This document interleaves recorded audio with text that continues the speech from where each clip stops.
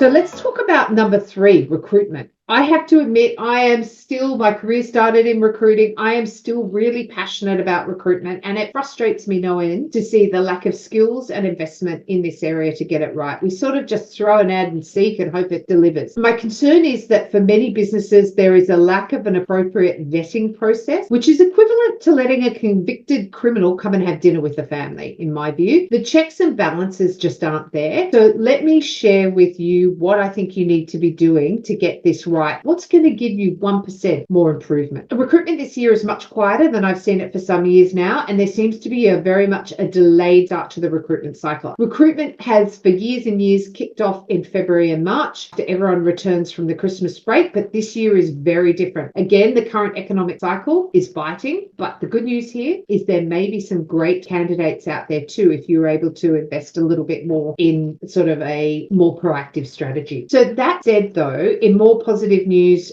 from Elmo's report, it revealed that about 80% of HR professionals are saying their workforce will increase. And I think in the survey we did, we found out 15 said it would and 19 were saying it would probably decrease. So we've got a bit of a mix there. So that brings us to the following. So let's talk about forecasting. So here's the thing. I don't think businesses put enough effort or thought into their recruitment forecasting. How many employees? In what position? When are they going to start? Versus levels of attrition. We have a recruitment forecasting tool that can assist you with this planning. My concern here is even at the most basic level, say your attrition is 20% and you have a team of 10, that means you're going to lose 2 this year on average, but you want to grow to 15. So that means you're going to be hiring 7 people this year. When do we need them? And what's this going to cost us? The second one is wage expectations. Here's what I'm seeing, and this is another interesting one. I think that households are continuing to do it really tough at the moment, but I think there's a disconnect between what employers think their pay rises might be and what their employees are actually going to get. My sense is that people heard the 7% for aged care and have got 7% in their mind around inflation at its height, and they're thinking that that might be across the board. My view is that I think there's going to be a 2 to 3%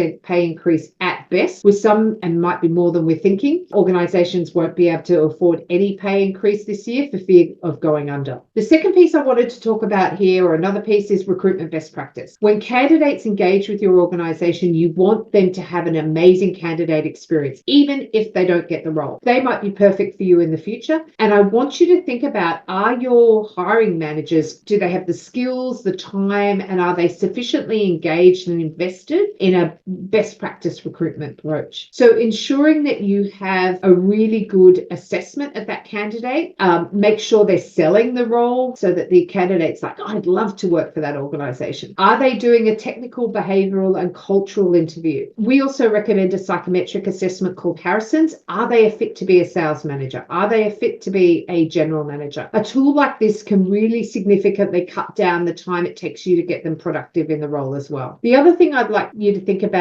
is candidate numbers are increasing. Our candidates for roles are much higher than they were this time last year. So I would say last year, toughest market ever. This year, it's softening. So it is starting to swing back, but for the best candidates out there, it's still really hard to find them, and you're going to need to be smart about doing that. Talent pools, I touched on it earlier. What are talent pools? Say you have a role that you hire a lot of. It might be a call center role. You actually go take a number of candidates through the recruitment process right up till the offer stage, and then you can pick them off when you need them. They're aware that that's what you're doing, but it massively reduces your time to hire cycle so you can get ahead of your competitors. The last one is orientation. I don't think enough people pay attention to this. You are at the greatest risk of losing an employee in the first 6 months, and 13% will leave in your probation period. And it's generally because the orientation has not been done well. So simple things like, do they have a buddy? So we have loads of free checklists on our site under resources. Be sure to check them out. Have a look at the orientation one. So to bring it back home to our theme, I want to quickly talk about EVP, employee value proposition. You may not have heard of that. You might want to consider it. It's a great way to help you recruit more effectively. It's what